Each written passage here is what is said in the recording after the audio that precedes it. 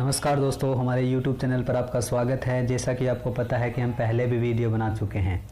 हमारी पहले वाली वीडियो देखने के लिए आप प्ले लिस्ट में जाकर देख सकते हैं।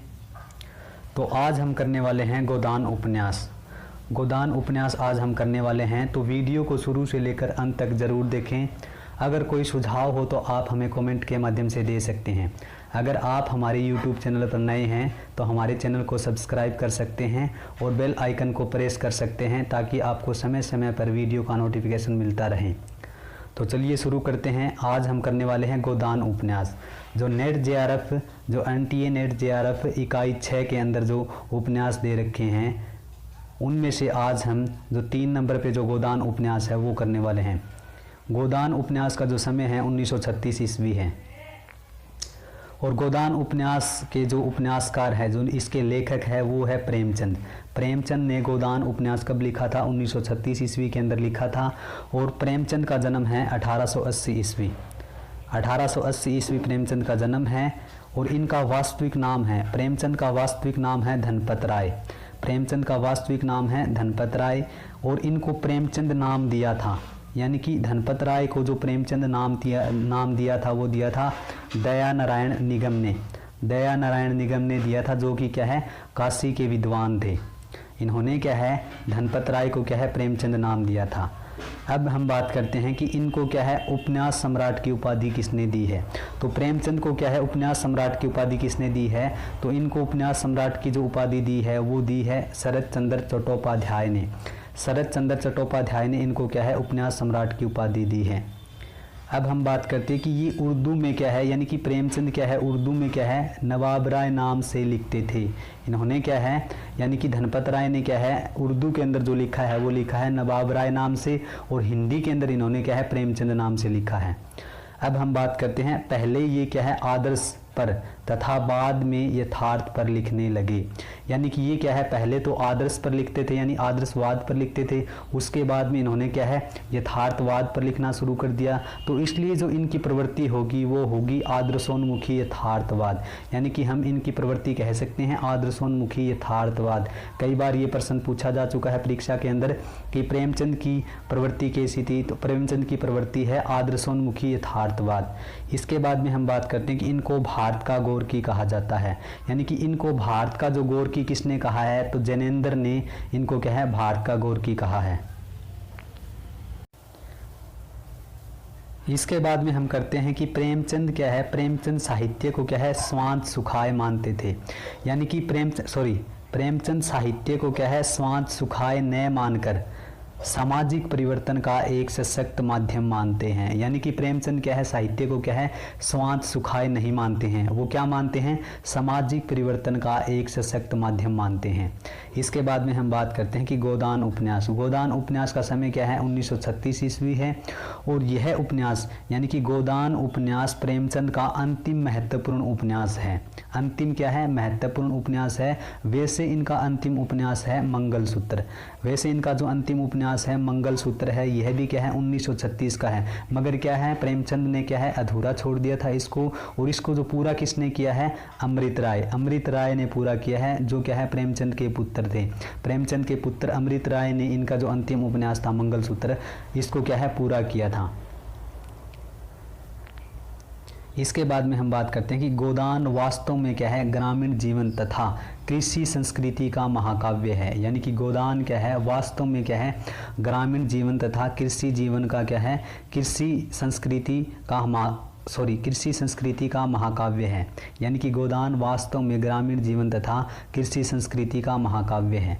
इसके बाद में हम बात करते हैं कि इसमें यानी कि गोदान उपन्यास में क्या है, प्रगतिवाद, गांधीवाद, मार्क्सवाद यानी कि साम्यवाद, यानी कि तीनों का क्या है, चित्रण मिलता है। यानी कि गोदान उपन्यास के अंदर क्या है, प्रगतिवाद, गांधीवाद, मार्क्सवाद यानी तीनों का क्या है, पूर्ण रूप से क्या है, चित्रण मिलता है।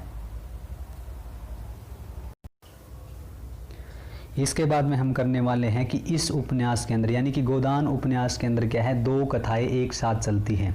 यानी कि इस उपन्यास के अंदर दो कथाएं एक साथ चलती हैं। दो कथा कौन कौन सी है, एक तो है ग्रामीण कथा और दूसरी कौन सी है, नगर की कथा। एक तो है ग्रामीण कथा और दूसरी कौन सी है, नगर की कथा।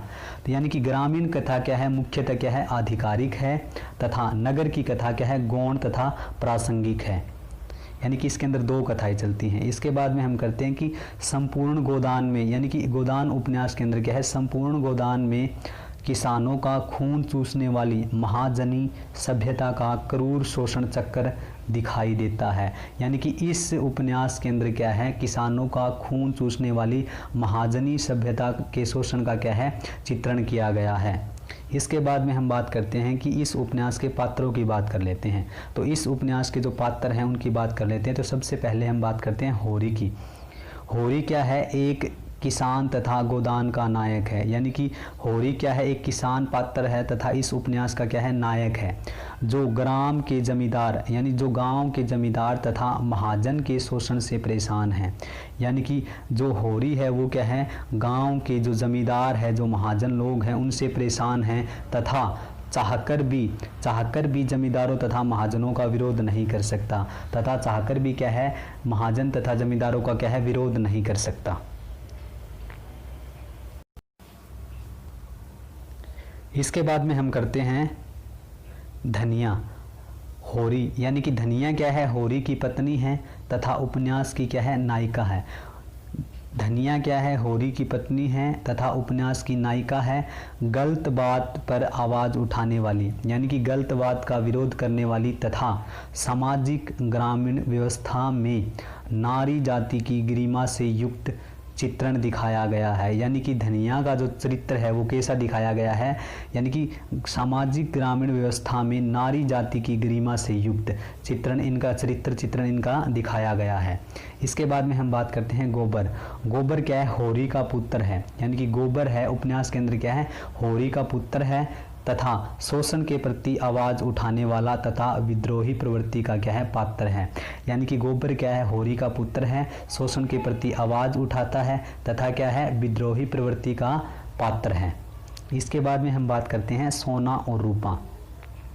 सोना और रूपा क्या है, होरी की पुत्री है। यानी कि सोना और रूपा दो होरी की पुत्री हैं, जो क्या है, गाय आने पर दोनों बहुत खुश होती है। यानी कि उनके घर में गाय आने पर दोनों क्या है, बहुत खुश होती है।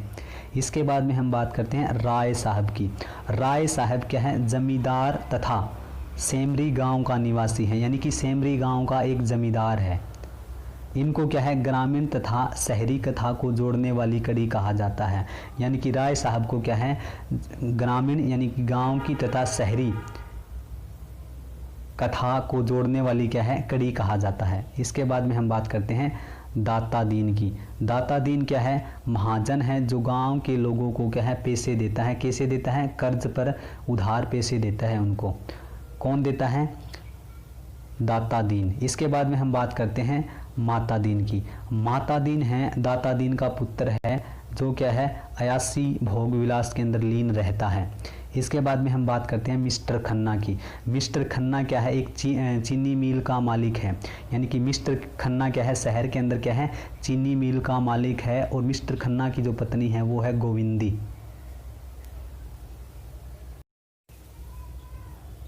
इसके बाद में हम करते हैं उपन्यास के महत्वपूर्ण तथ्य। यानी कि गोदान उपन्यास के महत्वपूर्ण तथ्यों की हम बात करते हैं। तो सबसे पहले हम लेते हैं कि गोदान उपन्यास भारतीय किसानों का आर्थिक यानी कि गोदान उपन्यास भारतीय किसानों का आर्थिक सामाजिक शोषण करने वाली महाजनी सभ्यता का वर्णन करता है। यानी कि गोदान उपन्यास क्या है, भारतीय किसानों की आर्थिक सामाजिक शोषण करने वाली महाजनी सभ्यता का क्या है, वर्णन करता है, चित्रण करता है। इसके बाद में हम करते हैं कि गोदान में गाय के महत्व में किसान की मन स्थिति का वर्णन किया गया है। यानी कि गोदान उपन्यास में क्या है, गाय के महत्व में किसान की मन स्थिति का वर्णन किया गया है। इसके बाद में हम करते हैं कि उच्च जातीय पुरुषों की दलित स्त्री के प्रति हीन दृष्टि और यौन शोषण का वर्णन इस उपन्यास में किया गया है। यानी कि गोदान उपन्यास के अंदर क्या है, उच्च जातीय पुरुषों की दलित स्त्रियों के प्रति हीन दृष्टि और यौन शोषण का वर्णन इस उपन्यास के अंदर किया गया है। इसके बाद में हम बात करते हैं कि होरी का एक प्रमुख कथन है। इस उपन्यास के अंदर होरी का एक प्रमुख कथन है, उसके बारे में हम जान लेते हैं। होरी क्या कहता है कि जिन तलवों के नीचे गर्दन दबी हो, यानी कि होरी कहता है कि जिन तलवों के नीचे गर्दन दबी हो उसको सहलाने में ही कुशलता है। यानी कि हम पहले भी पढ़ चुके हैं कि होरी क्या है, जमींदार, यानी कि होरी का शोषण करते हैं। कौन करते हैं? महाजनी सभ्यता होरी का शोषण करती है।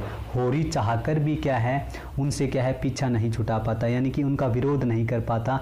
इसीलिए क्या है, यानी कि ये होरी ने कथन कहा है कि जिन तलवों के नीचे गर्दन दबी हो उनको क्या है, सहलाने में ही कुशलता है। इसके बाद में हम बात करते हैं कि प्रेमचंद जी ने होरी के चरित्र में विद्रोही तथा क्रांति की इच्छा न दिखाकर, यानी कि गोदान उपन्यास का जो मुख्य पात्र है होरी के चरित्र में विद्रोह तथा क्रांति की इच्छा न दिखाकर एक भारतीय किसान की भांति दिखाया गया है। यानी कि यहाँ पर जो होरी जो पात्र है यह एक भारतीय किसान के रूप में चित्रित किया गया है। इसके बाद में हम बात करते हैं कि प्रेमाश्रम जो उपन्यास है, जो प्रेमाश्रम उपन्यास है उसको क्या है, गोदान उपन्यास की पूर्व पीठिका कहा जाता है। बहुत ही महत्वपूर्ण प्रश्न है ये, कई बार पूछा भी जा चुका है कि गोदान उपन्यास की पूर्व पीठिका किस उपन्यास को कहा जाता है। तो गोदान उपन्यास की जो पूर्व पीठिका है प्रेमाश्रम उपन्यास को कहा जाता है। इसके बाद में हम करते हैं जो गोदान उपन्यास है उसका सारांश कर लेते हैं। तो गोदान उपन्यास का सारांश हम करते हैं तो इसमें क्या है कि गोदान उपन्यास होरी तथा धनिया नामक एक कृषक दंपति के जीवन की कहानी है। यानी कि ये जो गोदान उपन्यास है, ये जो इसका जो होरी तथा धनिया के इर्द गिर्द इसकी कहानी क्या है, घूमती रहती है। होरी एक किसान है, होरी क्या है, एक किसान है और वह ग्रामीण इलाके में रहता है। यानी कि होरी एक किसान है और वो क्या है, गांव में रहता है। सभी ग्रामीण की भांति, यानी कि सभी गांव वालों की भांति, यानी कि सभी ग्रामीण की भांति होरी की भी अभिलाषा है कि उसके घर में भी गाय हों। यानी कि होरी भी अभिलाषा करता है कि उसके घर में गाय हों, उसका परिवार भी दूध माखन खाए, तथा जैसे तैसे करके भोला गाय उसे उधार देने को तैयार हो जाता है। यानी कि जैसे तैसे करके क्या है, भोला उसको गाय देने को तैयार हो जाता है। और ये क्या है, होरी की अभिलाषा पूर्ण सी होती हुई दिखाई देती है। उनके घर में गाय आ जाती है, यानी कि होरी की घर में क्या है, गाय आ जाती है। सभी परिवार वाले बहुत खुश होते हैं, मगर यहीं से क्या है, होरी की बर्बादी के दिन शुरू हो जाते हैं। यानी कि गाय आने के बाद में क्या है, कुछ ही दिनों बाद में क्या है, होरी की क्या है, बर्बादी के दिन शुरू हो जाते हैं। होरी के घर खुशहाली देखकर, यानी कि होरी के घर में क्या है, खुशहाली देखकर उसका भाई, यानी उसका भाई है हीरा, गाय को जहर देकर क्या है, मार देता है। यानी कि गाय को क्या है, जहर देकर मार देता है और गाय मर जाती है। मानो होरी पर क्या है, विपत्तियों का पहाड़ टूट जाता है। यानी कि मानो होरी पर क्या है, विपत्तियों का पहाड़ टूट जाता है। इसी बीच गोबर और भोला की लड़की झुनिया की प्रेम कहानी चल रही होती है। यानी कि इसी बीच क्या है, गोबर और झुनिया की भी क्या है, प्रेम कथा चलती होती है। और शादी से पहले ही झुनिया क्या है, गर्भवती हो जाती है। और चुपके से गोबर क्या है, झुनिया को भगाकर क्या है, अपने घर छोड़ देता है। यानी कि झुनिया को भगाकर गोबर क्या है, अपने घर छोड़ देता है तथा खुद लोकलाज के भय से लखनऊ शहर भाग जाता है। यानी कि गोबर क्या है, झुनिया को घर छोड़कर क्या है, लोकलाज के भय से क्या है, खुद क्या है, शहर भाग जाता है। यानी कि गोबर क्या है, लोकलाज के भय से क्या है, लखनऊ शहर भाग जाता है तथा होरी को समाज द्वारा दंडित किया जाता है। पुलिस को रिश्वत देनी पड़ती है। यानी कि मुकदमा निपटाने के लिए क्या है, पुलिस को रिश्वत देनी पड़ती है, कर्ज लेना पड़ता है, होरी को कर्ज लेना पड़ता है तथा हीरा के घर का भी पालन पोषण करना पड़ता है। यानी कि हीरा भी क्या है, घर छोड़कर भाग जाता है गाय मरने के बाद में, और क्या है, होरी को ही उसके घर का क्या है, पालन पोषण करना पड़ता है। तथा किसान से मज़दूर बन जाता है। यानी कि होरी क्या है, किसान से मज़दूर बन जाता है, यानी कि उसकी सारी ज़मीन क्या है, बिक जाती है और मरणासन की स्थिति में पहुंच जाता है। यानी कि होरी क्या है, अब क्या है, किसान से मज़दूर बन गया है और मज़दूरी करते करते वो क्या है, मरणासन की स्थिति में पहुंच जाता है और होरी को घर लाया जाता है। यानी कि वहाँ से काम से क्या है, होरी को घर लाया जाता है और धर्म के ठेकेदार, यानी कि धर्म के ठेकेदार उसकी पत्नी धनिया से अपेक्षा करते हैं कि यह होरी का अंतिम समय है। यानी कि यह क्या है, होरी का अंतिम समय है। इनका क्या है, परलोक तभी सुधरेगा जब इससे गोदान करा दिया जाएगा। यानी कि वहाँ के जो पंडित है वो क्या कहते हैं कि इनका परलोक तभी सुधरेगा जब इनसे क्या है, गोदान करा दिया जाएगा। जिस गाय की अभिलाषा में, यानी कि जिस गाय की अभिलाषा होरी जीते जी पूरी नहीं कर सका, उसी गाय को उससे दान मांगा जा रहा है। यानी उसी गाय को उससे क्या है, दान मांगा जा रहा है। यह विडंबना नहीं तो और क्या है। यानी कि यह क्या है, विडंबना नहीं तो और क्या है, किसान के जीवन की इस ट्रेजिडी को ही गोदान में प्रस्तुत किया गया है। यानी कि किसान जीवन की इस ट्रेजिडी को ही क्या है, गोदान उपन्यास के अंदर क्या है, प्रस्तुत किया गया है।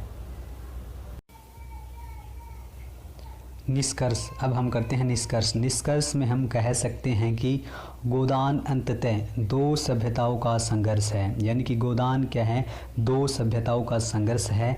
एक और किसानी सभ्यता है जिसका प्रतिनिधित्व क्या है, होरी करता है, जबकि दूसरी ओर महाजनी सभ्यता है। यानी कि दूसरी क्या है, महाजनी सभ्यता है। सामंती सभ्यता से, यानी कि सामंती सभ्यता से महाजनी सभ्यता के इस बदलाव में आखिरकार होरी पराजित हो जाता है। यानी कि क्या है, सामंती सभ्यता से क्या है, महाजनी सभ्यता के इस बदलाव में क्या है, होरी पराजित हो जाता है। प्रेमचंद जी ने स्वतंत्र भारत में जिन समस्याओं को उठाया था, यानी कि प्रेमचंद जी ने क्या है, स्वतंत्र भारत में जिन समस्याओं को उठाया था वे स्वतंत्र भारत में भी जस की तस मौजूद है। यानी कि वे समस्या क्या है, स्वतंत्र भारत में भी क्या है, जस की तस मौजूद है।